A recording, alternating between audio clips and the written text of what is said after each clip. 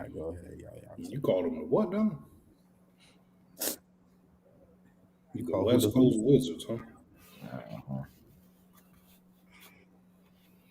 That's a good one. They announced all the All Star participants for everything. Or yep. Not the dunk contest yet, but No, they did do dunk contest. They got Mhm. it's I know Cole Anthony in there. yeah, for some reason.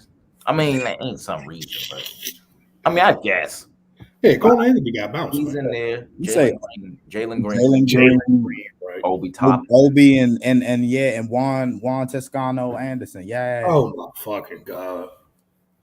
Bunch yeah, of fucking mid. I like it. Shit, me, Jalen Green, or Obi Toppin, nigga, that shit might blow the roof off. Nah, I man. would like to see Obi. I do like Obi best dunks be in game because he violent. Yeah, I don't think he got the creativity, but I Yeah, think Obi's Jalen, not a dunk contest guy because he doesn't have like the creativity. yeah, But he'll throw Obi, you a when he get lob, into the nigga. open court, that nigga is gonna do a between the legs in the middle of a game, nigga. But when you got guys like Bill Russell and Shaq and the old heads judging this joint, they see some power. That's a nine right there. Just power itself. Bill Russell don't know shit about no power dunks. He was 6'9". Go to hell. He don't know shit. That's exactly why he impressed. He be like, oh, that brother got some He some was 6'9", 210 playing center back in the Like, oh, 50s. that brother cooked my ass. That's what you think. All these new niggas will cook the shit out of me.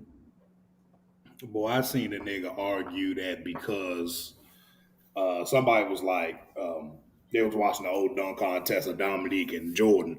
And one of the niggas from our generation was like, y'all serious comparing these old ass athletes to these new No guys we got? bullshit.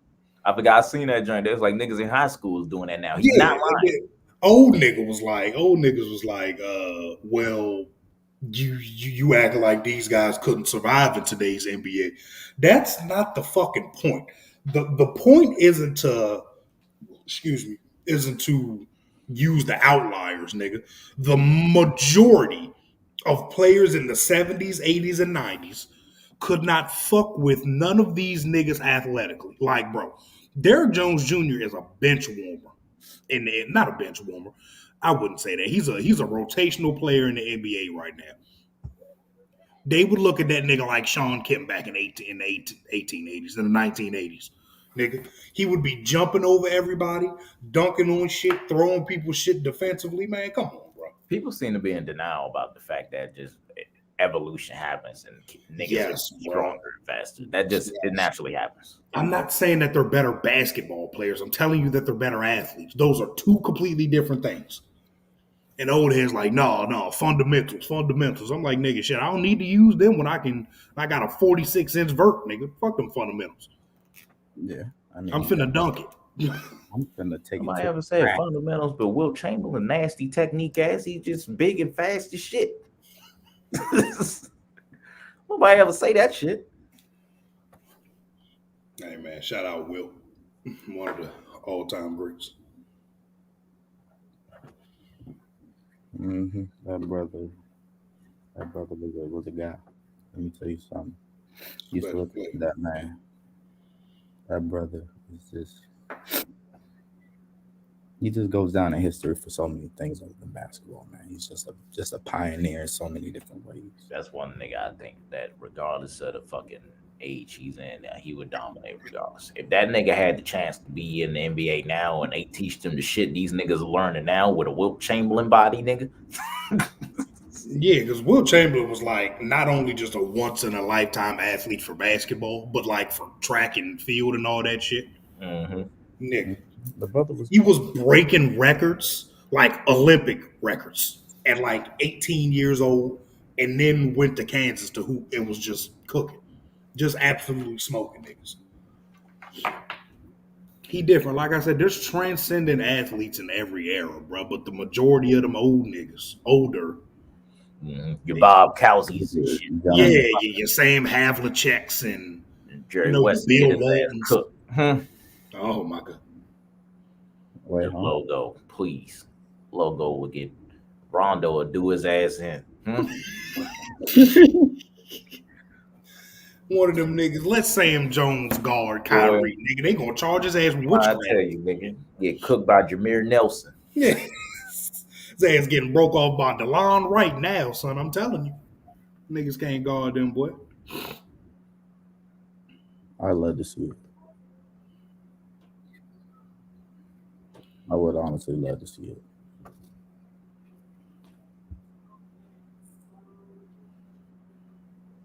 Oh God.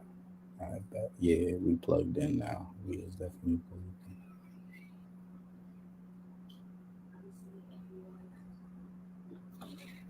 in. Man, oh man, we got a good show today, man.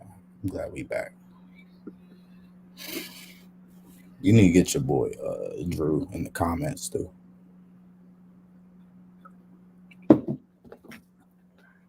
Shut your goddamn mouth, Drew. I'm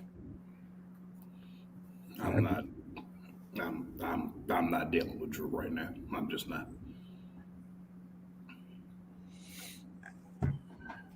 Said Obi Toppin. Have y'all niggas seen Jalen Green dunk? You kidding me? Yeah, that's true. That's true.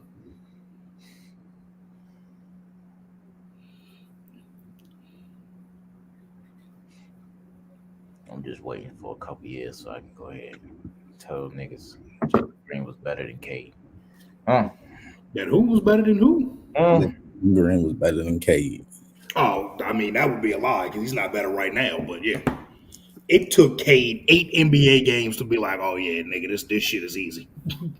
He, in his prime, he's gonna be a walking 26, 8, and 8 just every night. No questions about it. He might not be the most athletic nigga out there, but son, he just knows how to get to his spots. Niggas in elite IQ, great passer. He's going to get better defensively. I don't expect any 19-year-old to guard anybody. I just don't. But that nigga, man, whew, boy, I'm telling you. That's a Luke Kennard in the 3-point contest, man. Yeah, I got Bane winning. I do like Desmond Bane. Nigga sleep on Bane. He's a little bit of a sniper. I think I got him winning that shit. I think Trae Young, he always going to be a crowd favorite till you realize this nigga is not going to make them bitches in a row like that. Yeah, he's not a rhythm shooter like that. Not a spot up kind of guy. Man. Y'all know my favorite player out of everybody, and that's Zach LaVine, man. But I don't know if Zach gonna do that either. How many times that nigga been in this joint? Yeah, I feel like he's been in here like twice already. I'm gonna go with Cat, man. Yeah, see, this the third straight time that nigga LaVine. Third? Yeah. Jesus. He said, I want the dunk contest and 3-point contest. I don't think nobody ever done that. It show his versatility out there, motherfucker. Yeah, I'm about to say, because nobody ever done that before. And nobody ever will. But, good try. But, yeah, man.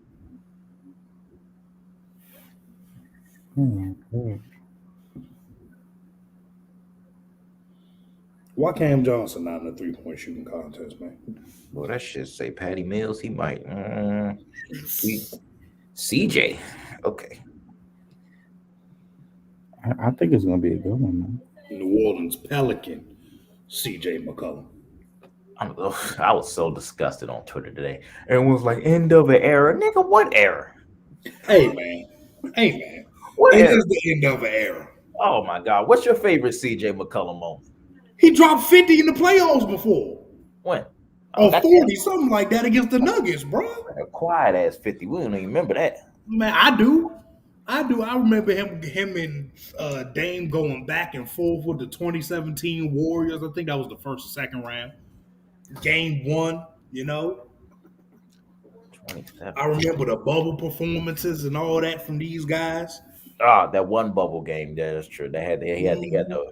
Nah, it was like 30 something. He said Spider. I remember a few of them, and they were consistent Western Conference playoff guys. That means something. It definitely does mean something. They was putting fans in them seats. They were selling tickets. They was winning games. They went to a conference finals. You know, it's just hard to win a lot in the NBA when your two best players are 6'3" and under, and neither one can guard anybody on this podcast. So This is how it is. This is how the cookie I, crumbles. I cook CJ ass right now. I will cook the shit out, Dame. I cook Dame ass. Him his bad abdomen. Man, let's get this show on the road, man. Smoke that nigga. As Don likes to say, the road on the show. Mm-hmm.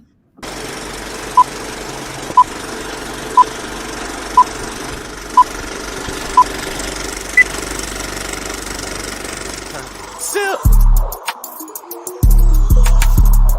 Yeah. Yeah. Sip. Huh? Yeah. Big bet. Tell me what you niggas really know about big tech. These niggas be swines, might as well be made of pig flesh. Might make an appearance, but that shit just for the quick check. We the jiggy niggas in the city, bitch dipset. I just made a play and I got double back. In a day, what you make in a month, I'm making double that. I can make the money come easy, I'll never fumble that. I might fill the tub up 100 to take a bubble. Welcome back to another episode of 3-Way Deal. Your host, Grizzy Gray. Got my two co-hosts with me, my man, Mr. AJ Stu himself. What's going on, guy? And my man, always down under. My man. Boy, that intro had me, boy. I said, no, this nigga, no, he. I was about to say, no, this nigga did not just have the old logo. Oh my god. Oh, yeah, bro. You know what I'm saying? I just like to spice it up till we get our official jump. Mm-hmm. My bad. Spoiler alert. New intro on the way. But I think I'm really gonna enjoy all the new shit that we got coming through, bro. We really start investing in ourselves, so hopefully everything starts to pay off. We appreciate all the support that we get. Never want to, underestimate or underappreciate all the support that y'all give us. So thank you for staying with us. Thank you. I tell y'all, I love y'all all the time. So Mm-hmm. And he mean it. He mean it. He mean it. I mean, That's why I got. He say it every episode, bro. He mean it. You love y'all, man. But we got a good one today, man. We got plenty of topics tonight. It's just been a little bit of a hectic week. Oh my goodness. Oh, my ears, yo. Yeah, bro. It's been a little bit of a hectic week, but we had a good little sports week. And by good, I mean ups and downs in the sports world, and just for stuff to us, to talk about. And we have Brian Flores speaking up about the what's the word I want to call it? I want to call it the injustices and the unfairness towards minorities as staff members and coaches and things of that nature, and GMs and just places other than on the field regarding these teams. We got the Dan Snyder case resurgence. Got a little bit of a stifling with that. You know what I'm saying? Some people said some things, and it's very well possible that they could open it up and leak what really went on in this Washington organization. We got more NFL coach hirings, and just to sum up what we got right now, Super Bowl LVI preview. We got Senior Bowl takes because that just happened this weekend. We got the Lakers and the Nets dysfunctions, talking about what's going on with them. Why are they, before the season supposed to be the top dogs, and why are they not, meeting expectations? And then we going to end it off with the NBA All-Star selections and all the people that are, participating in All-Star weekend. So let's go ahead and kick it off with the hottest topic of the week that just went by. Brian Flores, he spoke up about what was going on in behind closed doors in these organizations and whatnot. He's spoke about many things that's gone on with his personal experiences in the NFL, talking about from him being bribed to lose games for $100K a game, to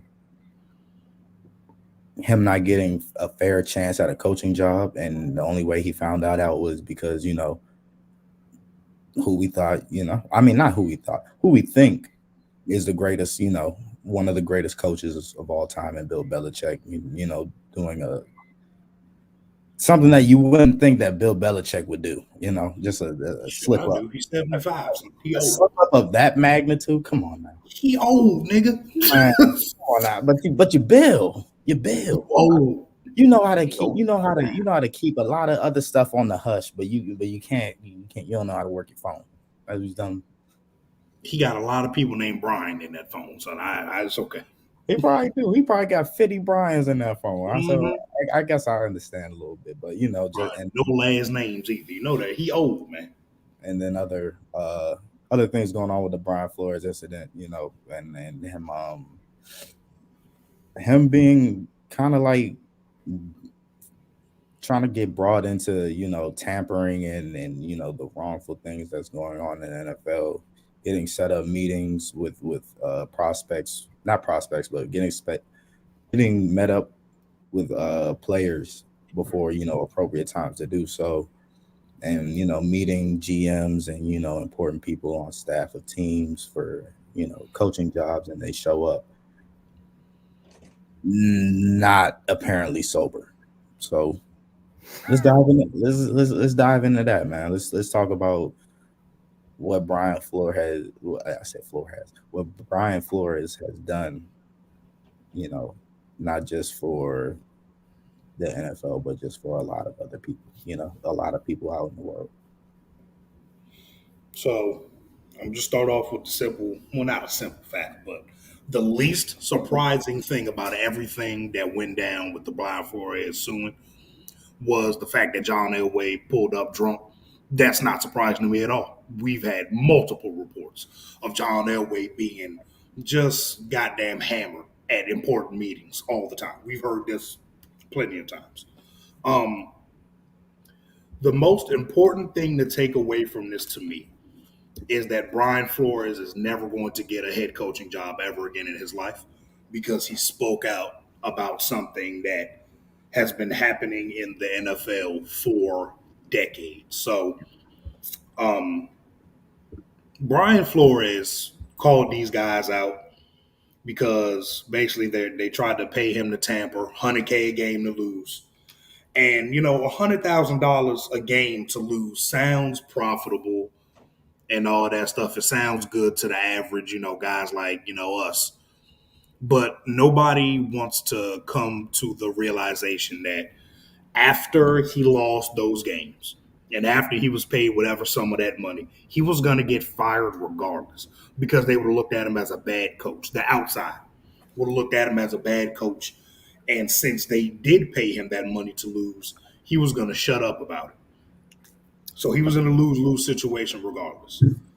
I just want to give y'all some numbers from the lawsuit, right?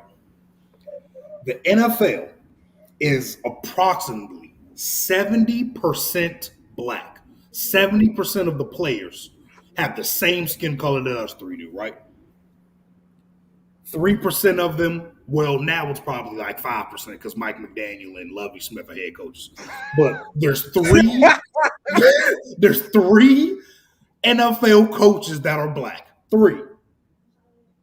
4 of them are all 4 offensive coordinators are black, which is 12%. 11 of the 32 defensive coordinators are black, 34%. 25% of the special teams coordinators are black. 9% of the quarterbacks coaches are black.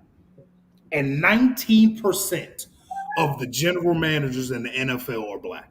So nothing over 35% of a position coach, of a coordinator, or anything like that, those jobs are not held by black people in a black league, which just doesn't make any sense. We have all the representation out there needed, but we don't get these jobs. And as I know, a bunch of our parents have always said, you gotta for people of our skin color, we have to work twice as hard as the white man. Why does that apply in a league where 70% of the players are black? Why do the coaches have to work harder to coach their own people? Now, I'm not saying every damn coach should be black. That's not what I'm saying.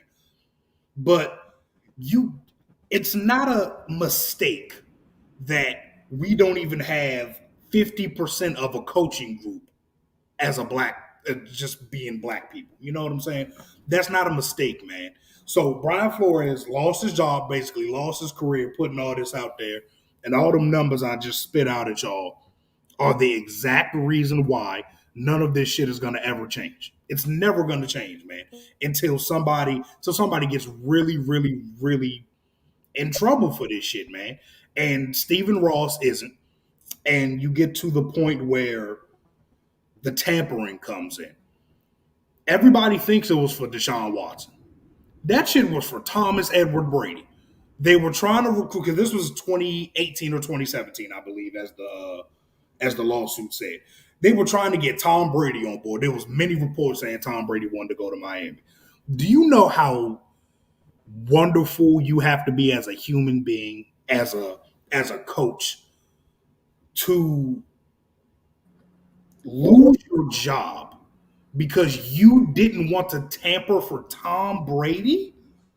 Man, that's it's a hard pill to swallow for Flores, man, because he's never gonna, if this does work out in his favor, I don't think he'll ever see the fruits of that labor because it'll be so far down the road. You know what I'm saying? I think that's the shittiest thing of it all. Is just he's going to get blackballed so bad out the league, but it's the sacrifice that needed to happen. It did need to happen. It's unfortunate it was him. I wish it was somebody like I don't know, Lovie Smith. Yeah, Lovie Smith or what? Todd Bowles. Why does it have to be anybody? I'm just saying, if I had the choice to choose, I wouldn't choose a great coach as Flores. I'd choose a mid coach such as Lovie Smith. But it is what it is. But now, my only issue is it's such a money league, bro. Will anything really change? I mean, because ultimately, we can want this stuff of black coaches all we want, but it's really up to the NFL owners. The league can try and push the shit all they want, but at the end of the day, the owner of the team makes that decision. Right. He makes that decision. So, and we know there's black owners in the NFL. Where are they? There are none. There's zero. Yeah, exactly. The only way it's going to change is if we get black ownership. That's the only way it's going to change. Yep. And I'm going to tell you something about old white people. They don't want to sell anything to black folks. They don't want to do it.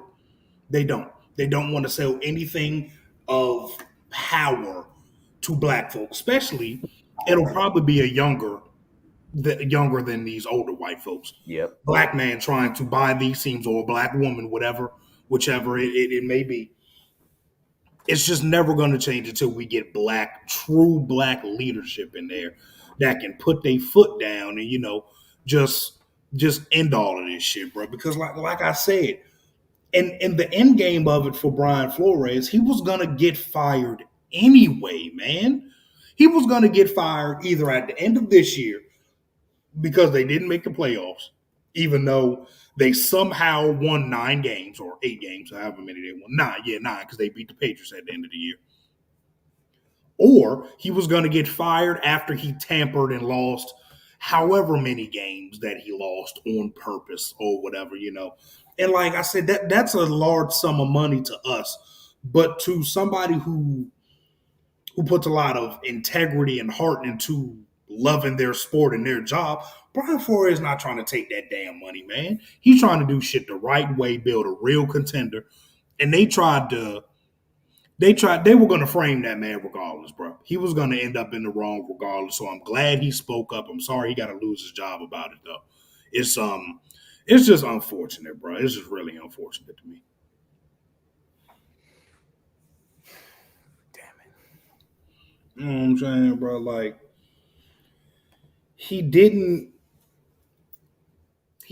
deserve that, but he knew that if he spoke up, what was going to happen. He knew his ass wasn't going to, he said it. He said, look, man, I know what's going to happen once I spoke out about, what was going on.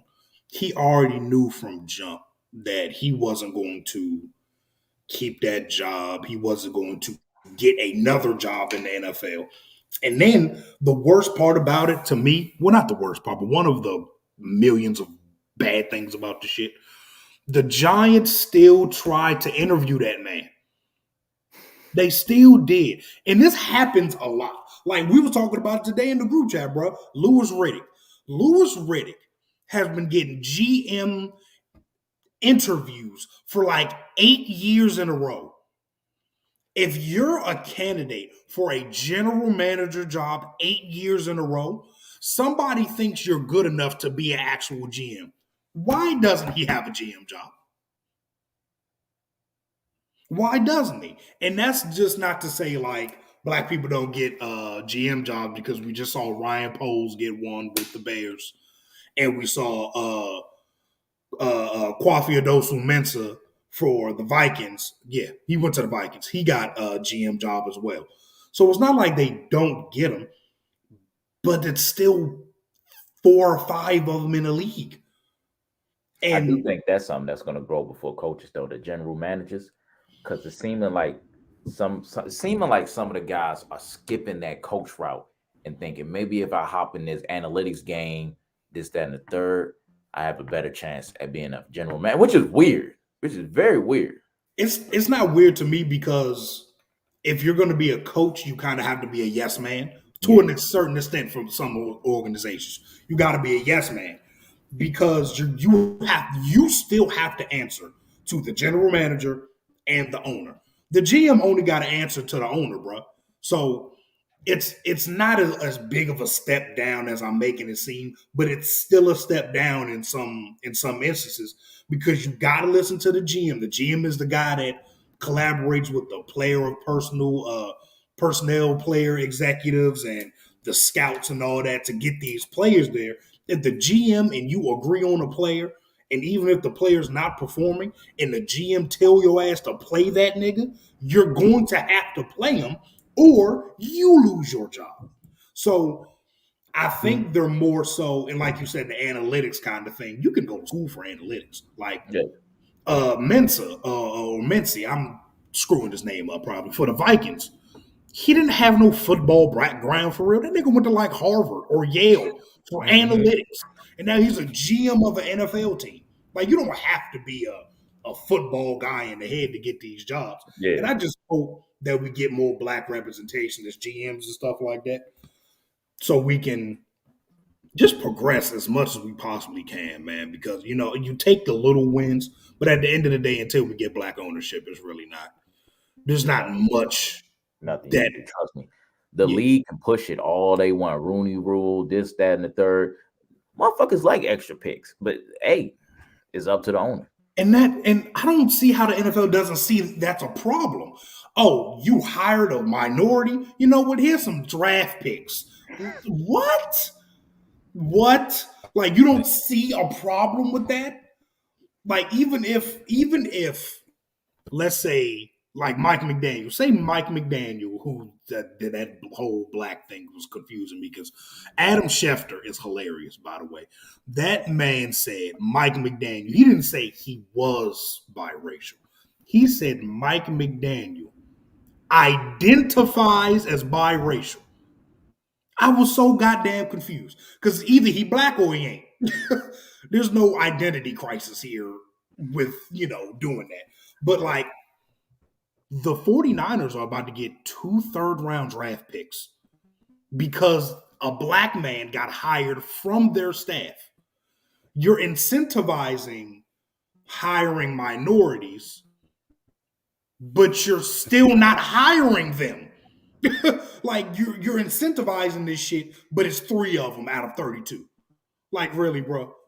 Like, come on, man. Jason Garrett's ass was getting head coaching interviews, but somehow Eric Bieniemy doesn't have a job right now. It just baffles the absolute hell out of me, bro.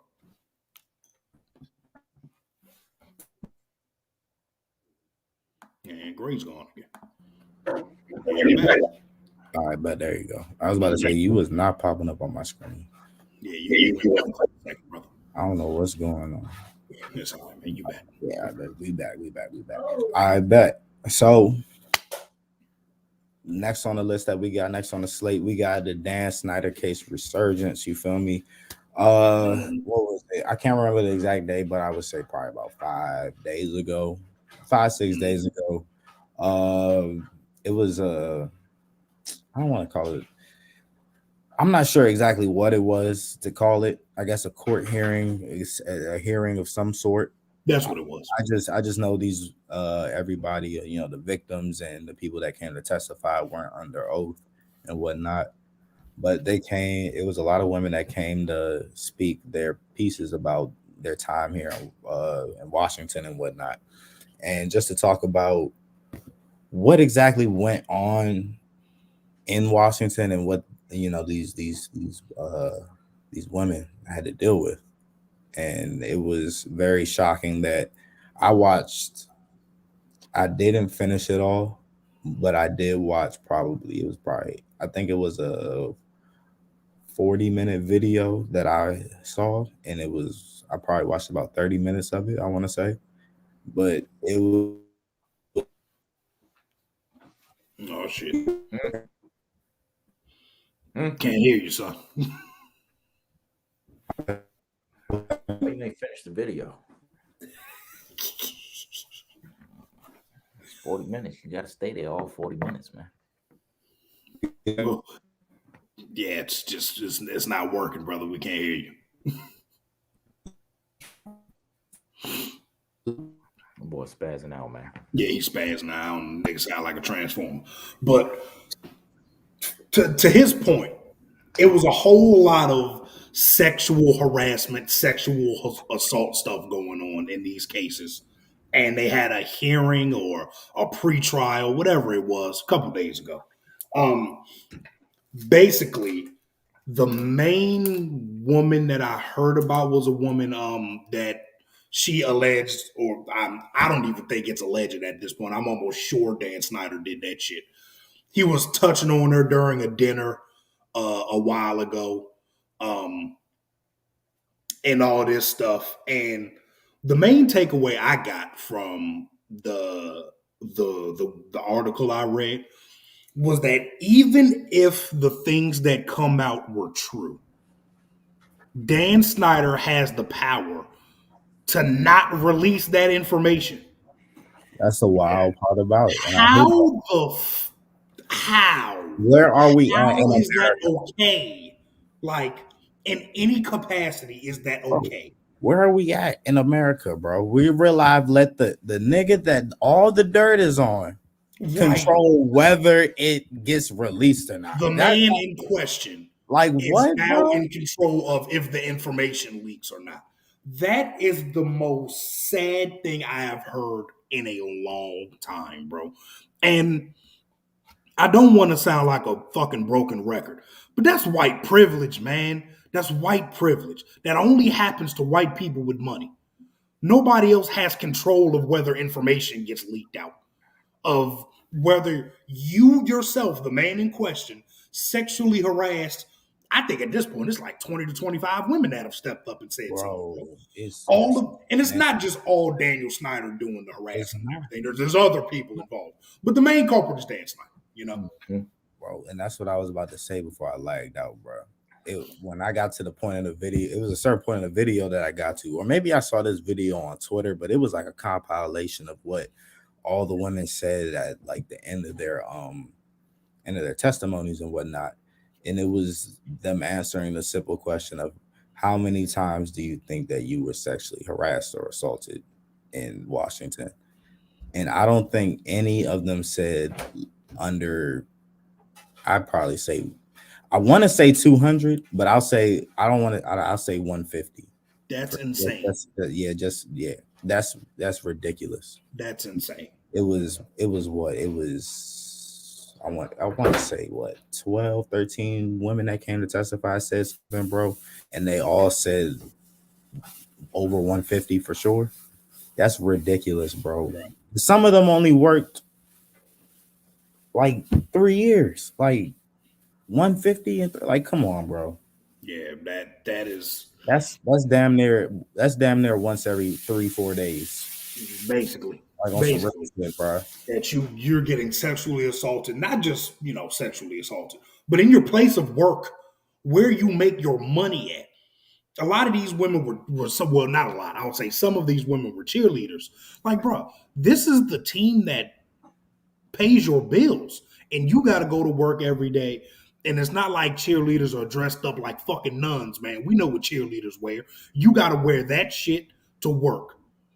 And at some point you're going to get sexually harassed, either verbally or physically, bro, that got to be taxing on your mental. And now you get to the point that you're suing and you're pressing charges, and you telling me the information ain't going to get out if the sexual assault T don't want it to, even if it's true. Come on, man. Or sexual assaulter, like, come on, bro. Come on, man. That's some sad shit right there. That is some truly sad shit. I feel bad for these women and their family, bro. Seriously. Yeah. This shit been going on for far too long, too. Way too long, bro. Way too long, bro. Like, I just don't understand. Why are we? But not to mention the people involved still get other jobs. Yeah. Exactly. Oh, yeah. Dan Snyder still has a job. He still has one. Like, normally, like, as soon as like some pressure get on some niggas, like, you know what I'm saying, they gotta step down, they gotta take a leave of absence, something. Nah, he just still in the game. He said, nah, I'm still gonna do me, bro. When you worth close to $1 billion, bro, sometimes it just don't matter. Money erases a lot of shit. That don't make it right, but money erases a lot, man. I forgot who told me this though, bro. But like, I know another thing that plays into Dan Snyder's thing into this league is that he doesn't pose a threat to anybody, bro. We don't have a successful organization. Why would other GMs be worried about kicking him out of the league? He doesn't. He's not a threat to anybody. Right. You know what I'm saying? He just does what he does. You feel me? Goodell. I don't know why Goodell would, is trying to, protect him, but I guess he has whatever reason to do so. But that's just how, somebody told me that, and like I really thought about it, and I was like, well, yeah, I feel like that definitely plays a big major role in this. Like, this nigga's not a threat to anybody. So yeah, just like I don't feel like anybody's scared that Dan Snyder's gonna speak out about them either. Yeah. Because he's already under some heat. So what you look like pointing fingers. And I mean, they all old white men. So, ain't nobody gonna be mad at them. They all, well, not all. I don't want to put everybody in that. You're right, because Robert Kraft. I mean, yeah, it's the truth. It's the truth. It's the truth. Deshaun Watson and Robert Kraft basically the same person. One just white and the other 26 and play quarterback. That's it. Don't laugh at me, Grayling. Go ahead, bro. I'm just enjoying my time here, man. Just enjoying the conversation, man. But yeah, so that's just what's going on right there. Kind of like in the well, that doesn't round off our staff movements in the NFL and what's going on and with managerial positions and whatnot. We also have the rounding out of I believe all the head coaches signings have been filled. We just all of them. They have. Every single one. All of them. Yeah. Dennis Allen was the last one once the Saints. Yeah, because Houston got Lovey. Yeah, because we got Dolphins got McDaniel. Dennis, Lovey, we got McDaniel, we got O'Connell, we got Peterson, McDaniels, Daboll, Hackett, and Eberflus. Yeah, all of them. We got 2 black coaches, guys. Mm-hmm. Yeah. So let me tell you about the Mike McDaniel, because when I found out, I had to really search that shit up. So apparently, his dad was black. Mm-hmm. But he grew up with a single mom, so he never saw his dad. Mm-hmm. So you're white man, is what you're saying. So he says when he goes to his grandmother and stuff on his dad's side of the family, he've always wondered why he didn't look the same. So his dad's black. That's funny. Somebody's thinking his dad is black. I mean, somewhere down the line. I give it to him. I give him his multiracial. And he grew up in Colorado. I didn't know that before that. That's a white man. That is a white man. You got a white mom. I was like, hey, look here, brother. You don't have enough evidence for me. You never even seen your dad. I'm sorry. Yeah. This could be made up. Those could be your fake uncles and everything, brother. I'm sorry. Yeah, for real. Those could be your family friends. Nigga. That's I Your your don't know. mom godmother. could have That's told your you that your godmother father for was real. black, and that just be that. It just struck me as weird when Schefter said he identifies as biracial. I'm like, bro, how can you do that? How can you do that? But how can you say that as a reporter? Oh yeah, he identifies as that. What you mean, bro? What you mean? He say he black? That don't count here. That's not how that goes. You say You know he what I'm saying? partially But biracial, man. yeah, we got black He's coaches now. We got biracial. more black coaches. He's biracial. That's the only song I was singing for like an hour after I saw that shit. But yeah, man, I'm glad Lovie Smith back in it, even though Lovie Smith was at Illinois He stand. and just did a fucking awful job. He got a defensive coordinator job with the Texans, and the Texans defense wasn't as bad as it should have been. It wasn't. Yeah. It wasn't as bad as it should have been with like no good players really. But Lovie Smith shouldn't have got no head coaching job, man. How the fuck Lovie Smith get one and Raheem Morris didn't? You want Todd to? Bowles didn't. That's my issue. I want to. I mean, I know we was talking about Brian Flores and shit, but Brian Flores, man, like, come on, bro. I want to say one thing about this NFL season since you brought that up. Since you was talking about the Texans defense, I want to say that though all the teams did fall like how we expected them to fall, like you know what I'm saying, like the Lions, Texans, Jets still being bottom three teams and whatnot. I think that teams definitely did surprise us more and gave us more than what we thought we were gonna get, even though that they still lacked, but it felt like they lacked just solely because of talent, not because of coaching and different things here and there. Well, in some instances, I'll just say that I just felt like they gave us a lot more this season than what we thought that they were going to give us. I'll say that. I feel like when we talk about shitty teams going into the season and we look at the matchups and we see that they're not better than anybody, we just be like, oh yeah, they're going to lose that game. When in all reality, you don't play when you're a good team. The human element kicks in. You're like, oh shit, nigga, I'm the 10-3 Cardinals. We're playing Dan Campbell's Lions. They fucking suck. And then you play, and then they don't suck because they're NFL players. And then you lose. So you get like the Texans beat the Chargers. The Texans beat the Titans. The Jets beat the Bengals. Just a bunch of weird shit. And that happens every year. But we don't take it into account because we're like, oh man, they shitty. Nobody should lose to them. Any given Sunday. Except for like the other 12 ones that they lose. But you know what I mean, Yeah. It's like 13. It's like 13. Yeah, you know what I'm saying? The 11, 12, 13 games. It's an extra game. It's an extra game now, so Yeah. So for the Jags, it's every other night Sunday, I guess. Because them niggas stink. Oh God, they suck. Yeah, I gotta break that shit down too. That the Jaguars getting Doug Peterson. Doug's my guy. I fuck with Doug. I still don't fuck with how he left Philly. Very stupid. You want to chip, man? Okay. But in reality, honestly, Doug's not supposed to be there. He's not. That's supposed to be Byron Leftwich's job.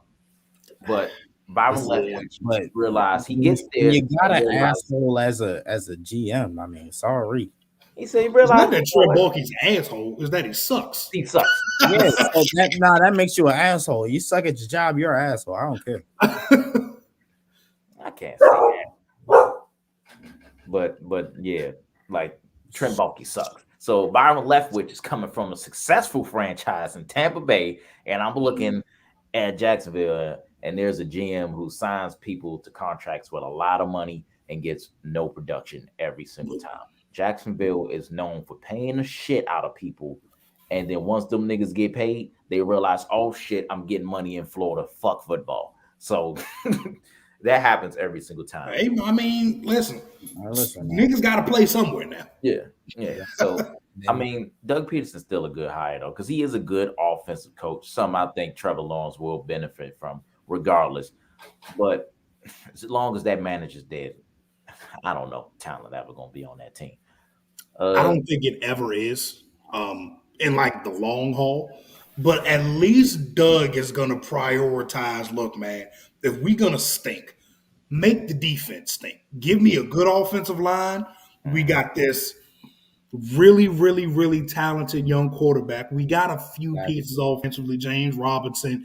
Only reason James Robinson didn't put up 1,300 yards last year was Because because Coach hated Urban Meyer had a man crush on Carlos Hyde because he went to Ohio State. And Urban Meyer's also like, not only is Urban Meyer a bad coach, Urban Meyer's like a bad person. So that just wasn't going to work. Period. Yeah. So they got ETN, they got Laviska, even though Visca did so disappointing. Oh god. he stinks. But yeah, he stinks. They got the first pick in the draft. I think they got 2 third-round picks at this point. So They got a shitload of picks. I'm not gonna lie. yeah, they got capital. Doug's a winning coach. He knows what to do with the trenches. So Super I Bowl think champion. they're not going to be good by any stretch, unless Trevor Lawrence is literally Andrew Luck. They're not going to be any good, and he's not Andrew Luck. I'm gonna tell Yeah, you right now. He's not. I don't see them being good anytime soon, man. Oh no time Not soon. anytime soon. No, not anytime. Next, It's going to take a while, bro. But I think I think Jacksonville could make a nice little turn in the next 3. I give them 4, 3, 3, 4. It's That's just it just so long from now. it's so long, bro. But like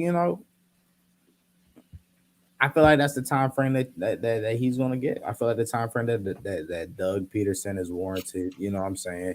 Just won my Super Bowl, what, 5 between like what 5 years from now? You know what I'm saying? Like I know what it takes to win. Just give me the roster I need. If Balk gonna be listen, if Balk's there, Balk's not, you know what I'm saying? Like you said, Stu, I feel like he's gonna give him the offense. As you can see in this league, you don't need an amazing defense Mm-hmm.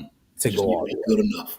You gotta the name of the game is putting points on the board. Your Mhm. offense put up points, and you go get a good offense surrounded Trevor Lawrence, which I think you get him an O line first. You protect that man so he has time to throw the ball and do what he does best, which is throw the ball.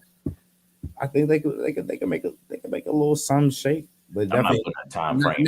not anytime soon though. Not anytime soon. They got an interesting offseason. That's for sure. Because Look, they're not pulling no haul like in Kansas City where they just changed the whole fucking O line and it was substantially better. You know what I'm saying? Yeah, So, the O line play. Even the Chiefs' offensive line wasn't as good as ever. Running the ball, yes, it sure. was. It wasn't. It wasn't. I would say. it took time to build up. I definitely It say. wasn't good. Orlando Brown was I still say getting throughout it. the season, it still got a little bit better. I Yeah. definitely think it got better over time, but it was definitely better than him dying in the Super Bowl. It definitely was better than that.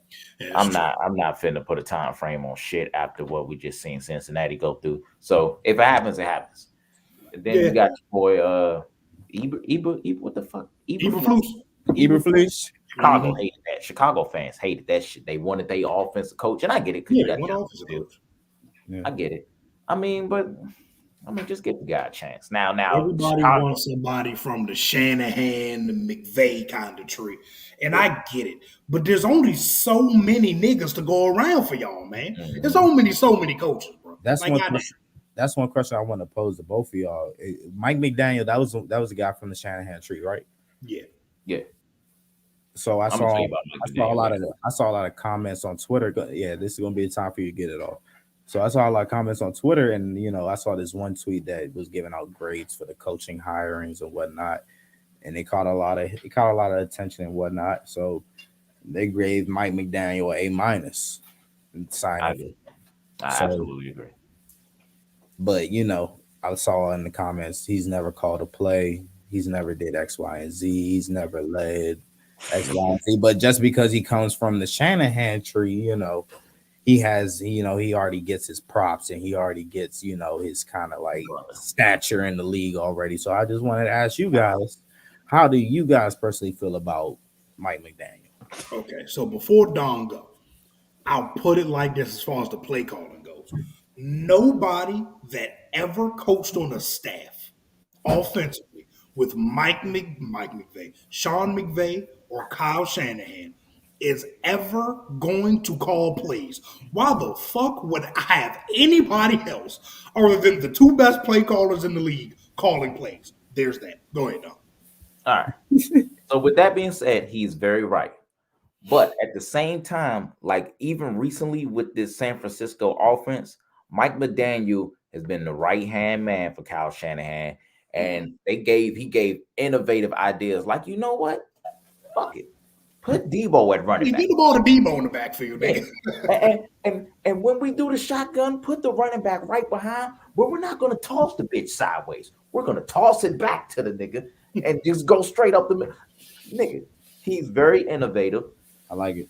He has a long history that a lot of people don't understand.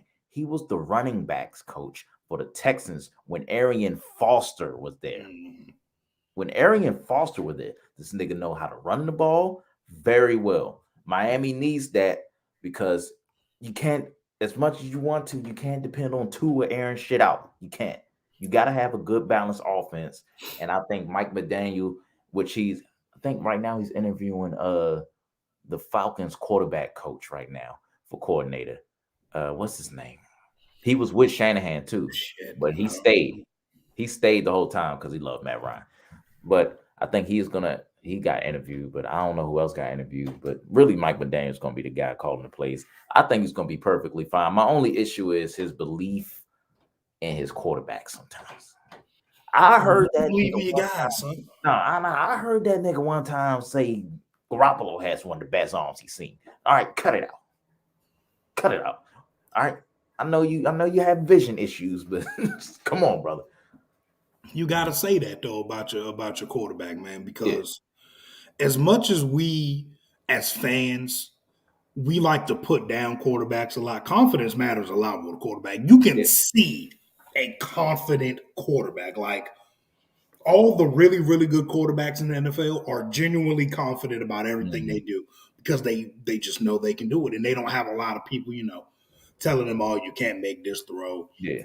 And that's one thing about McDaniel, too. Great locker room guy. Shanahan was a dickhead, but everyone loved McDaniel. Everyone loved when McDaniel was. Don't nobody want to listen to Shanny, nigga, draw play. So have a guy like that in the line. Oh, and don't let Vic Fangio be the coordinator on defense.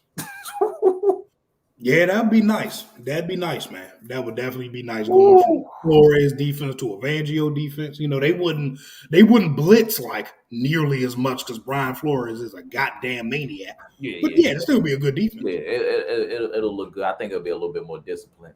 So I think the McDaniel hire was probably the best hire for me out of all the hires. I liked him. I liked the DeBoer hire for the Giants because they just swept out the offense and said, Buffalo, give me all you guys. All right, you can never go wrong with that shit because they come from Carolina. But okay, the Kevin O'Connell one I kind of like because he is a McVay guy, but he threw me way left automatically off the bat. Kind of, he believes in Kirk Cousins all the way, so they're keeping Kirk Cousins. But at the same time, everybody says that though, man. Yeah, but everybody has to say that. Here's the thing, too, though. I think we're at a time now where the Kirk Cousins and Derek Carrs, they're still good things, and we kind of forget that. And a lot of people want to dump the fact that it's super fucking horrible and all bad. But you're not always going to get a Pat Mahomes, Josh Allen, or Justin Herbert. So sometimes there's only 3 of them. Yeah, so like having a Kirk Cousins, Derek Carr type person is not always a bad thing. It's just your team has to be much better. Yeah. The margin for error with quarterbacks that can't create off script and don't make these superhero plays, the margin for error is smaller because the quarterbacks just aren't as good. But that's not necessarily a team building problem. You know what I'm saying? Like if you build the rest of your team around Derek Carr or Kirk Cousins, they'll be good teams. Again, the problem is the margin of error is just minuscule, man. You know what I'm saying? Like, we're going to keep going back to this Chiefs-Bills game. The margin for error for both teams, individually, the Bills could afford to go down 10 points because Josh Allen can score 14 in 18 seconds. That's what the fuck happens. The Chiefs could afford to not play any defense the entire fourth quarter because when they did get the ball, they were going to score. But for going against those teams, the Bills knew damn well offensively the margin for error was small as shit. Because if you do fuck up enough times, Mahomes is going to take care of that. You don't have that margin of error with, Kirk and Derek and, guys like Jimmy G. But as I've been telling everybody for years, there's more quarterbacks like Kirk, like Jimmy G, like Derek Carr, like Teddy Bridgewater. There's more of them than there is the Aaron Rodgers, the Herberts, the Allens, the Mahomes. You just got to come to terms with majority of fans, if any of them 32 teams, your quarterback ain't great. You just got to come to terms with that, bro. Mm-hmm. I'm sorry. I don't know what to tell you. Like, even like Cardinals fans, Kyler Murray, bro, you just got to come to terms that he's just not on the level of some of these guys. You know what I'm saying? And you have to adapt that way. Nigga, Pat Mahomes and Josh Allen and the Herb just don't grow on trees, nigga. Like, you just don't get those every draft, as we can see with this upcoming draft. There's not a single one of them niggas. I mean, Malik Willis has the tools, but y'all watching Mahomes, Herb, and Josh Allen coming out of college. Does Malik look anything like that? Like, no, he just doesn't. Not arm wise, like on a down to down basis. He's just not as good as those three. But sometimes you take that chance because you increase your margin of error with guys that can create like that. Yep. So I'm cool with the O'Connell hire, and I'm cool with him liking Kirk. But you do have to take into account when you're talking about these quarterbacks that Kirk is making a fuck ton of money. Like all guaranteed. All guaranteed, like $38, $40 million a year. That's almost 30% of some teams' cap. If you're putting 30% of your cap into one player, oh man, you would like that player to be a superstar. But that's just not how the quarterback market goes. You got to pay them niggas, boy. I like those hires. I hate it. Nathaniel Hackett, I only hate that because the nigga don't call no plays. He come from the LaFleur tree, but there's nothing on that nigga. Like, there's nothing on him. So we'll see how that goes. I mean, you got your offense. That's what you wanted, Denver. You got your fucking offensive coach. Now go draft a quarterback or something. But I hate the Lovie Smith one. But Pep Hamilton's going to stay, and he's going to call the plays. I know that's the reason he stays, in my opinion. So that'll work out in itself. The Josh McDaniels one is fucking weird. Wasn't expecting him to leave. I thought he was going to stay forever and hope Belichick would just fall off and take his spot. That's what I thought. I thought he was going to wait for Belichick to croak over and he'd be like, yeah, this is my team now, nigga. Like, you had a chance to coach the Colts at one time and you took it back. So now you want to coach the Raiders. I don't know what the fuck your vision is, but hey, good luck, nigga. Dennis Allen. Yeah, Dennis Allen, that was a good hire. Just keep it in the house. Yeah, their defense is annoyingly good. So, they got criminals right now, but it's okay. All right, let's go ahead and dive into our Super Bowl preview. You know what I'm saying? We got the Cincinnati Bengals taking on the gosh darn Los Angeles Rams in Super Bowl LBI. The Rams are a 4-point favorite over the Cincinnati Bengals. The over-under looking at a 48.5 according to FanDuel Sportsbooks. Just want to give off a couple of stats, going off into this game. You know what I'm saying? We got Cooper Kupp, that's a Triple Crown winner for the wide receiver position, led the wide receiver position in all of receptions, touchdowns, and yards. We got the Bengals making their first Super Bowl appearance, I believe. No, this is second. No, this is second. Yeah, they second. made one in the 90s somewhere, I believe. Joe Montana whooped their ass. That's right. Second Super Bowl appearance, and I believe second Super Bowl appearance. And what was so special about this run was the first win was the first win in, I want to say 20 years. Long time. 30 years. 30 years. It was 30 years. Long time. Say, you know what? I like this winning shit. Let's keep doing shit. Cool. Let's do it some more time, man. It's just crazy how they went from 2 years ago being last in their division, being the worst team in the league, and now 2 years later they're in the Super Bowl, bro. It's crazy. total offense, the Rams ranked 6th, Bengals ranked 15th. Total defense, the Rams ranked 4th, and the Bengals ranked 12th. So just going into that game, it seems a little lopsided. It seems like the Rams should have the definite advantage. It seems like they should definitely take care of business on paper. But what do we see coming from this game? What do we know? Well, not what do we know, but what do we think is going to happen on top of what do we know is going to happen? Well, what we know is going to happen is that Aaron Donald is going to beat the shit out of Akeem Adeniji, Trey Hopkins, and who's the guard? Quentin Spain. Going to beat the shit out It of don't them. matter. Yeah, it really don't matter. It doesn't. I feel horrible for these niggas. Yeah, I feel Who bad was for the nigga blocking Actually, Chris I don't Jones, feel bro? bad for Burrow. Was it Quentin Span that was blocking Chris Jones? Yeah, I think he was blocking him, and He was getting put on his ass, man. yeah, he was blocking him and Jeffrey Simmons. It's going to be bad. I mean, listen, I kind of feel bad for that offensive line though, because it's the playoffs. You're going to go against good defensive lines, but you had to go against Yannick and Max. Then you had to go against Jeffrey Simmons, who was just beating the shit. Harold Landry, Danico Autry. Then you had to go against Chris Jones. So they've got their work cut out for them. But on the Cincinnati offense, Rams defense side, it could either go two ways for me. Either the Bengals go insane quick game and just you got to get the ball out in 0.8 seconds before anything happens, or they lean into the run game and try to run them out of them too high shells and stuff like that, and try to slow the pass rush down a little bit. But the most interesting matchup or potential matchups, obviously, Jalen versus Jamar. If they go Jalen shadows Jamar the entire game, we're going to see a big T. Higgins game. Because even though I think Darius Williams is a solid player, Darius Williams is 5'9", 5'10". T. Higgins is 6'4.5". All the other Rams corners and safeties, they're relatively small.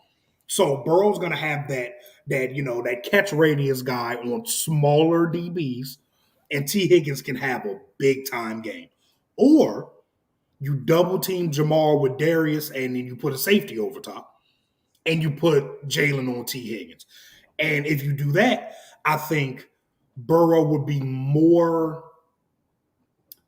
likely to lean into Jamar's matchup and just try to get him the ball like on quick fades and something that just won't run him right into the safety and shit like that, because they're not going to crowd him at the line of scrimmage or anything like that. They don't have to. I don't think they don't have to. That's not Jamar's game, really. So it can go either way, but I really think that pass rush for the Rams, it's just going to fluster Burrow, man. It really is. Like, Burrow is good at managing the pocket and escaping, but since he does hold the ball so long, he causes a lot of the sacks that he gets. Like, we know the Bengals offensive line fucking stinks, but Joe Burrow holds the ball a long time because Burrow's looking for the big play, and that's not a problem. He takes sacks, and he just takes that risk reward. I can hold the ball for an extra second and a half, and Jamar get down the field, or I'm going to take the sack. Either way, he's fine with it. That's just how. At least he takes the damn sack. Some other quarterbacks like to throw shit up in the air. I mean, yeah, but that can be just as detrimental. It can be taking all them damn sacks, and this is going to be different. You can't take sacks with Von Miller coming around the edge because Von's going to strip that motherfucker. This ain't just a sack, brother. This is a strip sack. They getting the ball back.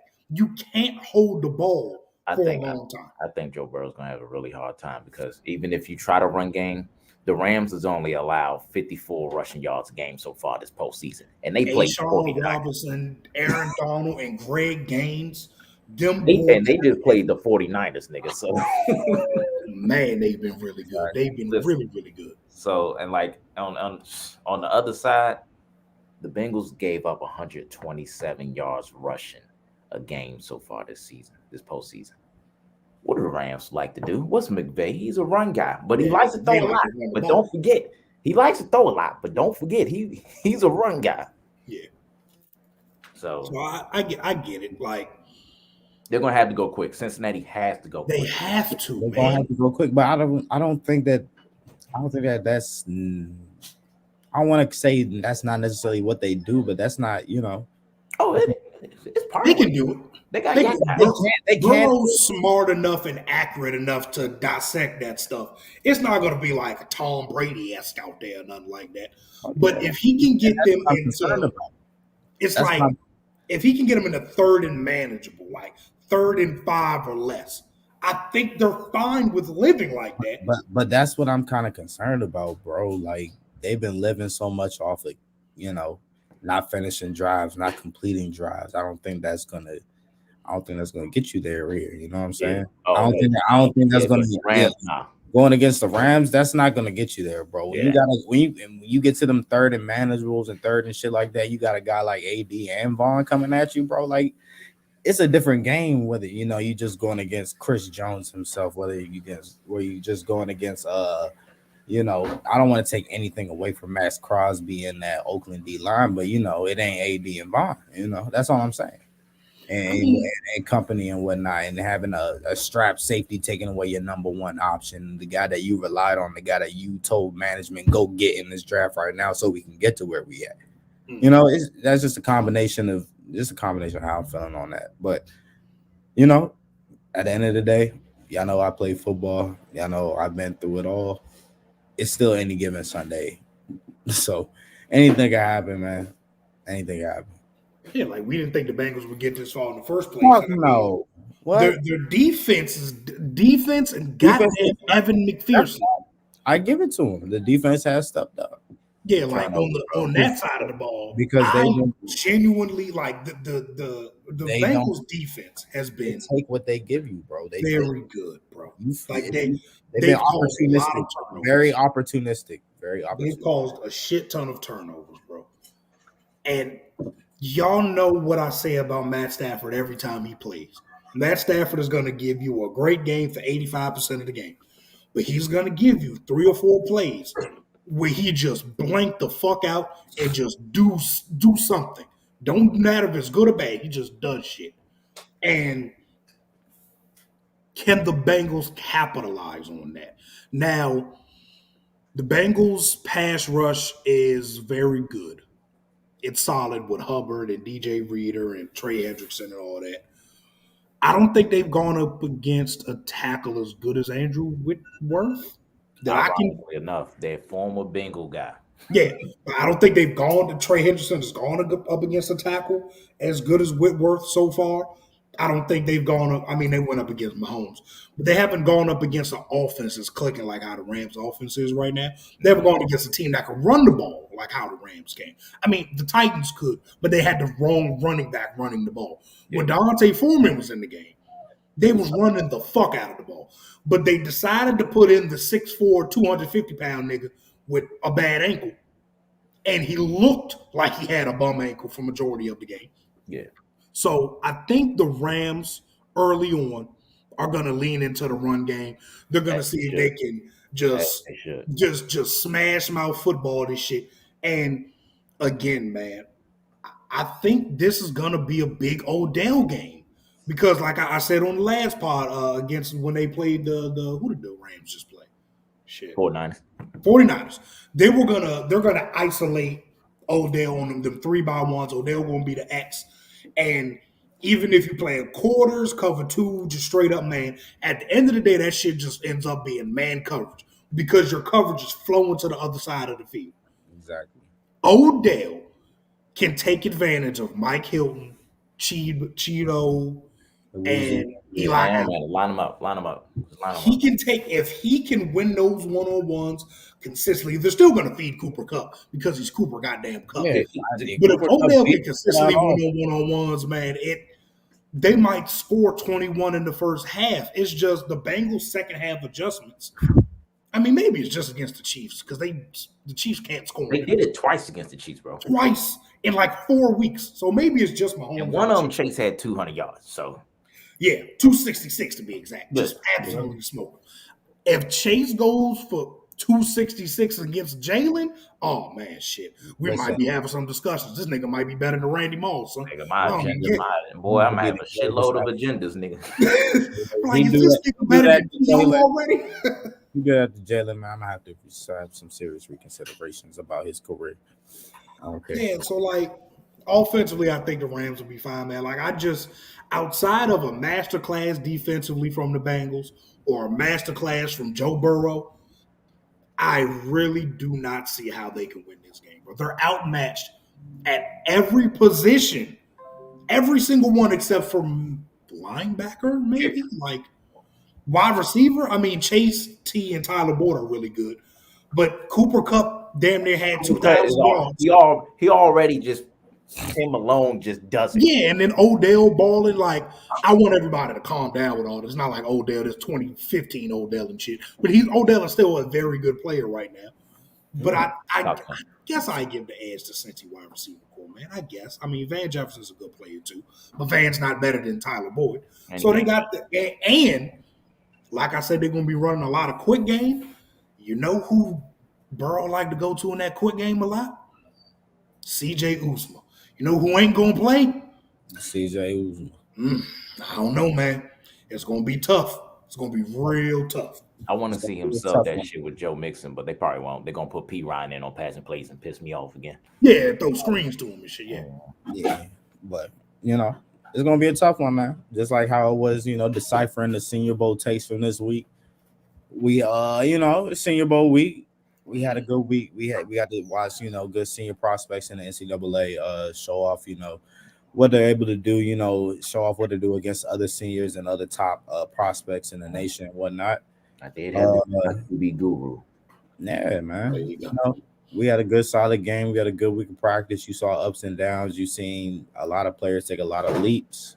Didn't really see many drops. So we just want to focus on the positive Senior Bowl takes and just the players that we saw that stuck out to us.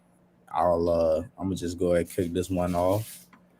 I want to start off with the biggest winner of the Senior Bowl week, and I'm gonna say that was Malik Willis. Definitely improved his draft stock. I believe Malik probably going in top 10 at this point. I believe that a lot of coaches, a lot of organizations see the potential, see the upside and what he has, see what they can do with him. It's different when you're a quarterback when you got to worry about him running the ball. You know what I'm saying? That fucks up your defense when you're playing the pass so well, but then you got a quarterback that can just be like, oh, here's a zone right here. Here's an open lane right here. Let me go ahead and take that, pick up this first down. You know what I'm saying? It's so much different when you're game planning for a quarterback that can at any moment just take it out the pocket and, create something out of it. So I definitely think Malik has improved his draft stock. I want to talk about Sam Howell. I think Sam Howell definitely had a good game. He definitely had a good week of practice. I think that he definitely kind of showed that he might be QB2 here. I definitely believe that he You say he might be what? He might be QB2, y'all. He might be QB2. I'm talking about just off of not what I think, just off of what other coaches think. I think he had a good week, bro. I think he had a good week. That's all I'm gonna say. I'm gonna get to my next prospect. This is Stu Boy right here, Jermaine Johnson. That's his name, correct? Mm-hmm. I think that was the best player in that on the field. Jermaine Johnson wasn't even close. He wasn't even close. He was the best player, and I will say that he bullied everybody. He wasn't a guy that could guard him. Wasn't a guy that could really do anything with him, bro. He wasn't even close. Man. Really was very imposing on the defensive line side. So I'm definitely gonna give it to him. I think that he's made a case to go top 10, bro. He's definitely made a case. I'm not sure, if he does go top 10, after Aiden and Thibodeau, maybe jumps Carl Aftis. You never know. But we're gonna see what goes on there, how coaches feel. Another player that I had was Trevor Penning. I think he was a big winner this week. Real nasty guy, finishes his blocks, puts you in the fucking dirt. Coaches and fans eat that shit up. So I think that he definitely was a big winner this week. He had an outstanding showing in one-on-one drills and whatnot. Y'all know I was gonna bring up my boy Darian Beavers. ever since day one in camp. He was solidified, probably best linebacker prospect out there. Shout out Chad Chuma, Muma, Chad Muma. and Shout out to the him too. Wyoming great. Shout out to him too because he got a lot of love this week. But I got shout out my boy from Cincy, Darian Beavers. He had a good week. I think he definitely definitely upgraded his draft stock in not only just outside linebacker, but definitely just looking at being a Mike linebacker also, because that's what a lot of teams are talking about him moving to his Mike. So we're gonna see how that works. And my last guy is Jalen. I'm a butcher his last name, but Petrie, or Yeah. like my man back at North Point. Oh, Jesus Christ. Yeah, my man Jalen Petrie out of Baylor. Honestly, I think both Baylor safeties definitely had a great week. JT Woods. Mhm. Yeah. Ain't that funny how Baylor's better without that one coach? Yeah, man. I think definitely both safeties had a great week, but I wanted to focus on Jalen Petrie just because I felt like he was lower on the radar and whatnot. He definitely had a outstanding week. He had a great game. He had a pick in the game, actually, I believe, and JT did also. So that's definitely nice to see out of both Baylor prospects. But those guys definitely can ball, man. They're good coverage guys. Generally more of like he's a safety nickel kind of guy, box kind of guy, but he could definitely play in space. Good coverage ability and good tackling. I fuck with him. I like him. But those are my guys right there. My big Senior Bowl takes right there. But go ahead. Whoever wants to go. So, yeah, Jermaine Johnson, right? Georgia transfer, went to Florida State because Georgia got 99 goddamn good players on the line. So just wanted some more shine. He's not raw as a pass rusher. He's just not as like truly bendy or Yeah. powerful as some guys. But he has a complete repertoire as a pass rusher. I think he's the best run defending edge out of the big five, I guess. Karlaftis, Ajabo, Johnson, Thibs, and Aiden Hutchinson. I'm gonna give a take out there. I think he's just as good as Hutch, man. Not gonna lie to you. I think he's just as good. Jermaine Johnson is crazy, bro. What he does at the point of attack, he's smart as shit. He can power through blocks. He can kind of slide through them like Von Miller can. He's definitely worked on his pass rusher repertoire. He has counters. Like I said, he's not as bendy and as flexible in the hips and ankles and feet as Tibbs is. But man, that nigga can play. And I was watching the first two practices, and I was like, does he even have a reason to come to the third practice? He didn't lose a rep. Only person that beat him was Kennard. The only person that beat him in reps was Darian Kennard. You know what happened? He didn't practice the third day. There was no reason. No reason. That's how good he was. So I think, man, honestly, like I said, he's up there with Hutch and Tibbs, man. He might not project as good with NFL guys because he's not as athletic as them. Well, I don't think he'll test as athletic. Maybe he does. But just from watching his tape, he doesn't look as athletic as Tibbs and Hutch does. But I don't think there's a flaw in his game that would put him in a tier below any of those guys. So he's my big winner. I kind of disagree with you, G, on Trevor Penning. Trevor Penning was getting his ass whooped, bro. I like Trevor, man. He was, and it's not that he's a bad player. It's just that when you're a small school guy, you're not used to athletes taking your outside shoulder. So whichever side you rush from the outside shoulder of you, you're not used to guys being faster than you. Trevor Penning saw Boa Mafe and Jesse Luketa and guys like that, and he had no clue what to do except throw them niggas on the ground, which is cool when you get your hands on them. He wasn't great, man. Neither was Bernard Raymond and some of these, and Max Mitchell, some of these, lower school tackles, even though Louisiana's D1, some of these lower school tackles were just getting beat off the ball because they haven't seen this level of athleticism. Now, Trevor Penning is a mean bastard. He's a mean bastard. I do like In gritty guys. practice, dudes was falling after he was blocking them, and Trevor was trying to put his elbow in niggas' necks. It was just hilariously good. I Like like that. A good moment. I like a guy like that. But you're in an all-star game practice, nigga. Calm down. Just a little bit. You can still do a little bit of the extra shit, but just calm down a little bit. Do it all the time. Another guy that really stood out to me, Zion Johnson from Boston College. I had him on my radar last year because he was really good the year before that, before last year, and he was a guard. Then they moved him to left tackle last year.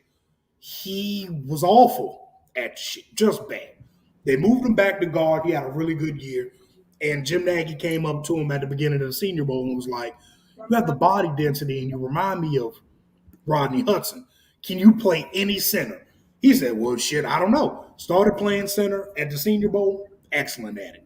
That's a first-round player right there. He was a fringe first-rounder before. Now I think he's almost guaranteed to be a first-rounder. And then my favorite player, oh, no, I got two more.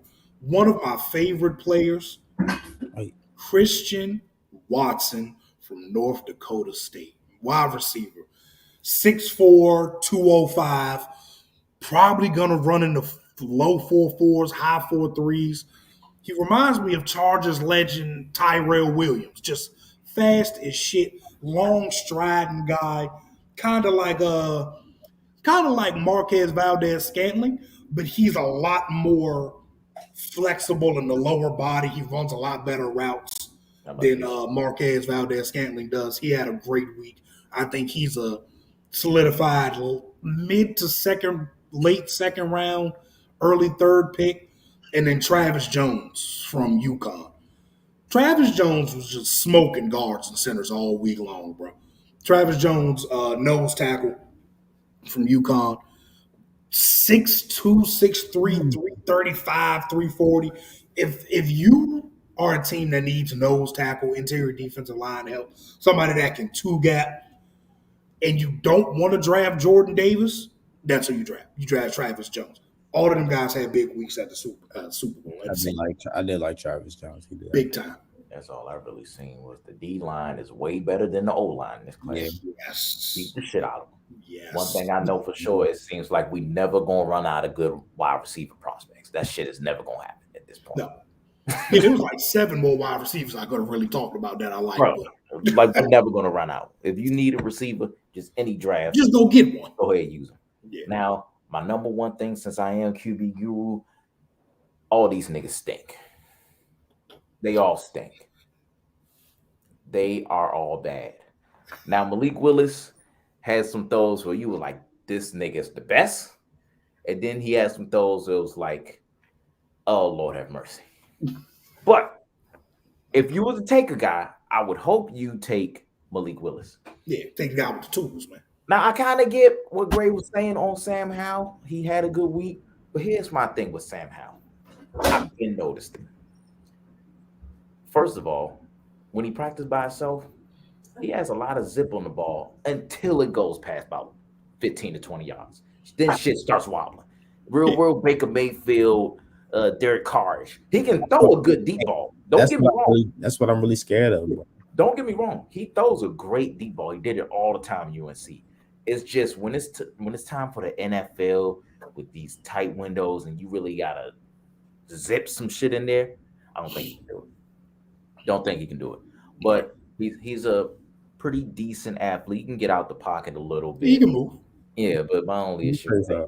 And also when shit starts to get ugly, he shits himself. And think about it. If you're gonna go high to a team, you're most likely going to be in an ugly situation, so he might end up shitting himself a lot. So I don't like that. Kenny Pickett, stunk.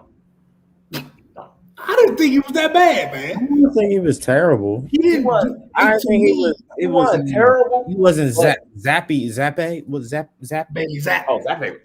That. Yeah, I think I didn't think it was like that bad or anything. Nah, but he ain't what he was almost hyped up to be. Because at one point they was like, he should be the first quarterback off the board. Every time I see him, I go, well, how the fuck is people seeing this? I can't see it. I just can't fucking see it, man. I mean, he's a good player, man. He's a good player. He's okay. The problem is he had tiny ass hands, and again, and it's actually an issue. It's actually an issue. Only an He could issue not because get I the think snap from the center, bro. I understand it's a new center and everything, but his issue, the nigga couldn't grab the fucking ball, man. I was looking at him. I think it's only an issue because his hands are outliers, like, if they were regular 9-inch from pinky to thumb hands like Burrow and shit, cool. But they're smaller than that. Like, he has really small hands. He don't have a big time arm. But I don't think he did anything in Mobile to lose any draft stock. Yeah, he's not going to lose his stock. If he lost any, it's because Malik Willis gained it. Yeah. And that's not his fault. Not his fault. Fucking Malik Willis was magic out there. Now, Malik is hilarious because he does a lot of shit on his tape. I think because he has nobody else to do anything on his team, so he kind of tries to overcompensate. And he looks like a jackass sometimes. But his splash plays, and when he's on, oh my God, bro. He had the hardest thrown ball in Senior Bowl history last week. In Senior Bowl history. Justin Herbert was at the Senior Bowl 2 years ago. I know y'all see how Herb be caving niggas' chest in. And Malik Willis outdid him. Now, I think Herb knows how to dial his back a little bit more, and I still think that's a problem of Justin Herbert's a little bit. But Malik has so much talent, man. And he's a smart kid. It's not like he's just, you know how they do black quarterbacks. Oh, he can't read a defense, doesn't know the playbook because he's black and he runs fast. But as soon as Malik gets into the league, he's already the second best rushing quarterback in the NFL. And for some reason, nobody seems to think that shit matters. And I don't understand why. Like, we see Lamar, and Lamar, I don't think Lamar has a 4,000-yard passing season. But who gives a fuck? That nigga don't need one. Now, if he do, your nigga's in trouble, though. If he gets 4,500 passing yards in the season, the Ravens won every game they played, nigga. Or they went in overtime every game they played, one of the two. So I think with seeing how good Jalen, not good, because Jalen Hurts wasn't really good all year. He was serviceable. You think? But seeing the success that the Eagles offense had with Jalen Hurts running the show, tell me Malik Willis couldn't start in the NFL tomorrow. Come on, bro. You know my favorite thing? You know I like Hurts. He's miles more talented than Hurts is right now. Yeah. Like, it's not even remotely close. I don't see why you like Hurts. Never mind, I know why. Roll Tide. My favorite thing about the Senior Bowl is when they were showing Willis throw, and you'll see the shit go, whew. Mm-hmm. Now it's Sam Howell's turn. Yeah. It's Kenny Pickett's turn. Nigga, it was like seeing an NFL quarterback and then seeing a bunch of college niggas throw a Nerf ball after. Mm-hmm. Yeah. And like the only other person Carson Strong had a solid time, but I don't think he's an all-star. It wasn't impressive, that's all. And here's my thing with Carson Strong. Being not able to move in these times is very difficult on you. It is. Right. So that being said, and he's coming off a knee injury that caused him to not be as mobile as he used to be. So that shit hurts. That shit hurts a lot, especially when it makes up for the fact that your arm and all this is good, but it's not good enough to make up for that shit. You're not like a Peyton Manning or a fucking Tom Brady or nothing like that. Right, you got to be cerebral to be that goddamn slow. Exactly. And I mean, it's not that I wouldn't say he's a statue. I think he can maneuver the pocket. Because I seen because before the injury, like he's like, he definitely moved more explosively. I'd want to say quicker if I were to just slow. But yeah, he's still slow. But like he still had more explosive movements inside the pocket before the injury. So I'll say that. It's just it's a league where the NFL is getting more explosive every goddamn year, and I think that shit's gonna be difficult. And right now he's looking like to me Jared Goff with common sense a little more common sense. Jesus Christ. We're gonna end it on that note right there. We at 1:30 right now. So let's talk about, let's keep it, these next two joints, nice little short, sweet, you know what I'm saying?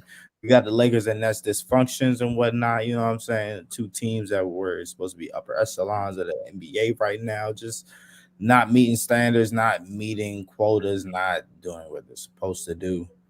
I'll let I'm gonna let Stu take the Lakers side. I'm gonna take Don take the Nets side. Oh well, the Lakers are simple. The coach stinks. Yep. They built a roster around veteran minimum guys that also were built around a 38-year-old. And the big problem with the Russell Westbrook trade, and that if he's not going to play well, is that he's costing you $44 million per year. That's the problem. So you can't trade his ass after he stinks or anything like that. So you have and then AD and Bron getting hurt, and people got to realize Bron's 37, 38, man. Those injuries are gonna nag a little bit longer than they usually would. A left knee sprain keeping LeBron out for 5 games. I've seen LeBron's ankle flip the other goddamn way, basically, and he come back out and score 38. I've seen it like 19 times in his life. He just don't get hurt until the last couple years. He's just getting older. AD's come back. He's looked good, but you just can't build a team full of veteran minimum contracts and then your third star, you can't play in the closing minutes of the game. So there's a lot more I can go into, but I'm going to keep it short like that. Don. Same old issue with the Nets. What we talked about last year with the Nets. When was the big three ever going to play together? What we talking about this year? Had the big three played together? How many games the big three played together? Like 6. Same old shit. And guess what? Guess who's hurt? Kevin Durant. The old man. Yeah. On both teams, the old niggas getting hurt. I don't know what to say at this point, bro. It's the same story. Harden don't want to be there. Kyrie don't want to take the shot. He don't want to be there. He don't want to take Harden it. was like, well, I think he was a healthy scratch tonight, wasn't he? Apparently he got some left knee problems, but yes, he's a healthy scratch. That's bullshit.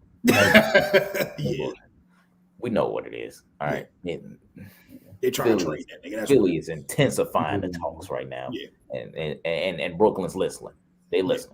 So they're gonna try to make the thing just KD and Ben Simmons, and KD and a sometimes Kyrie. So yeah, man. I don't see what's the problem. That's a big problem, man. Bring him in, yo. Oh shit, where my list go? I bet on to the last topic of the night. Oh my god, why did I do that? I bet that. So we on the last topic of the night. You feel me? We got the NBA All-Star selections. We have the 3-point contest. We have the dunk contest. We have the the NBA All-Stars. And do we have the skills challenge? I mean, I really don't. Man, who cares, man? Some big nigga gonna win it.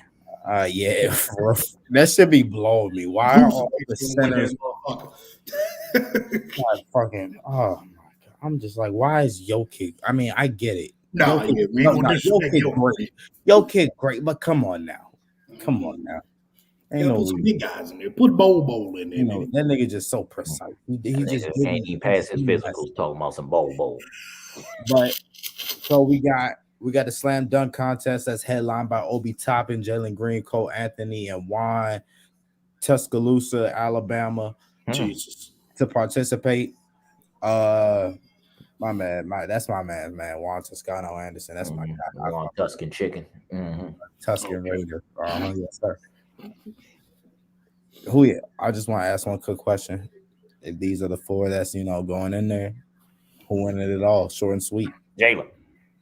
Yeah, I'm gonna go with Jalen. Boy got helium shoes, boy. He got nice hair. He do. Does have nice hair. He probably gonna get that Troy Polamalu deal real soon. But give me, yeah. I want to take the underdog, the guy that nobody's thinking is gonna win this one because it's just a bunch of young niggas that. Cole Anthony, I beat your ass, brother. Oh, No, he gonna take Juan because he likes yeah, him. that's my guy. Why it's a scholar? Let's go, bro. Let's go. I want to see him do something ridiculous. Let's go, bro. And they're gonna do a regular ass windmill. He gonna piss me off. He gonna make me regret saying this. For the He's gonna Warriors, do a rim brazier. he finna throw on a Jason Richardson jersey for no reason. Yeah. Throw on a Baron Davis jersey and do a reverse. Just do a cockback tomahawk. All right, nigga. Congratulations. Scratcher jumps. Get Steph to throw him a lob or two. Yeah. I don't see the problem, yo. But moving on to the other contest that we got that night. Got a 3-point contest, and we got the participants being of Desmond Bain, CJ McCollum, Fred VanVleet, Trey Young, Patty Mills, Luke Kennard, Zach LaVine, and special guest, big man, Carl Anthony Davis. I was about to say Cat, but I couldn't say But Carl Anthony Davis, big cat. What do we think is gonna happen here, y'all? Cat. Cat. I got Bang because he's a spot up shooter and shit. It's just what he do. Cat. Give me Zach LaVine. Fuck it. Nigga, this is his third time, man. Give me him. Third time's the charm, I guess. Exactly. Yeah, bro. You know what I'm saying? It's all brand new young bloods in this. Besides CJ, I believe everybody else been there before. CJ old Maybe. shit. Hey, man, let's Zach LaVine. You know what I'm saying? I be seeing him in the gym, yo. I be seeing what he got. He can do this. I got faith, yo. He got a new team. It's the power of DeMar DeRozan, yo. I think my dark horse also is Van Vliet too. He's been feeling himself this season. I've been thinking about that. I bet. Let's dive into the last little bit of this right here. We have the All-Star game itself. East. Oh Lord. Oh God, Nova said Andrew Wiggins shouldn't have been a starter in the All-Star game. Mm-hmm. Talk about it. Who allowed this? It should have been the white man from Slovenia, but I get it. Bro, we got the East Pool. We got Kevin Garnett. We got Kevin Durant, Giannis. I would like that. We got DeMar, Joel, and Tatum.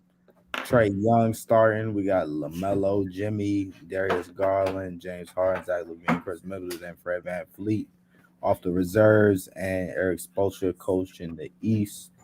We on the West, LeBron, Steph, Jokic, John Morant making his first appearance and getting, first start. And it ain't the last. Andrew Wiggins getting his first appearance and first start at the same time, bro. We got Devin Booker, Luka, Rudy, Draymond, Donovan Mitchell, DeJounte Murray, Chris Paul, and Cat finishing off the West lineup with Monty Williams being the coach. They didn't get a replacement for Draymond already? I swore he said he wasn't playing. Oh, I don't know. I'm looking at the roster from NBA.com, so so probably not yet then. Okay. Yeah, I'm sorry, bro. No, it's cool. I ain't got the inside scoop like you do, bro. I ain't plugged in with Woes. They might have just not answered. I forgot you plugged in with Woes, bro. My fault. I think they only did Murray. I think that was it. DeJounte has been very good this year. Yeah, he replaces Draymond. That's what they're saying. Okay, so yeah. He replaced Draymond. LaMelo replaced KD. He's been very great, bro. Yeah, so who replaced KD in the starting lineup? Tatum? Tatum. It's Tatum. I was confused on why I read 6 names for starters, but yeah, Ass low. They playing 6-on-6 now. I was like, huh? And then, when I went to the West, it said LeBron twice. I was like, wait, hold on, what? He's so good, you gotta be there twice. I mean, why not? Put Bronny in there, nigga. Why not? Only reason Wiggins is in there is because Anthony Davis and Paul George got hurt. I mean, even if they didn't, Luka's right there. Exactly, bro. Luka's right there. Devin Booker is right there. Yeah, I'll get that, man. I mean, I guess not Book, though, because Book's not a forward and already had 2 guards in there. But Luka's right there, man. Come on. It's the all-star game. This is the definition of position basketball, bro. The definition of position in basketball. It should be the all-star game, bro. Fuck that shit. I mean, yeah. Fuck that shit, bro. Wait, hold on. Let me one more thing right here. All right, come on now. We got KD, Giannis, and Joel on one side. Well, not KD no more, nigga. Oh yeah, well I mean we would have. It would have been OC. That would have been OC. That would have been tragic to watch. Can you imagine that?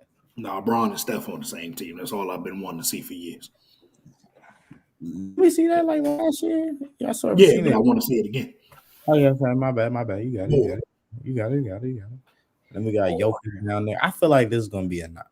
I don't know. I feel like you replace Wiggins with just anybody else on this roster. Luka. You're gonna see some magic. You're like, yeah, bro, you got Steph, Braun. I think it's still gonna be a good ass game. You know, you got Steph. Wiggins is gonna score 3 points and never play. Not play. You got a young guy like Ja, just explosiveness, just the disrespect on the team. You know what I'm saying? I think it's good because the East finally got some more exciting niggas now. You get DeRozan and Garland, and you ain't got Sabonis and niggas like that don't belong in that motherfucker. Yeah, you got LaMelo, you got some flair. You know what I'm saying? Why is Sabonis catching strays, nigga? I'm just saying, man. What is one All-Star thing about Sabonis? I get he's a good player, but like when it comes to the All-Star game, ain't nothing flashy he can do. I mean, Rudy Gobert making every goddamn game. I mean, they just don't Gobert dumbass alive every time. It's like, oh, okay. He was tough. Sabonis was tough. He give you more flair than Gobert does. You know, he's occasional 2 blocks and a dunk. You know, you get more flair with Sabonis at least. Sabonis finna rot in Sacramento. Rest in piss, Kings. Oh God. Yeah, man.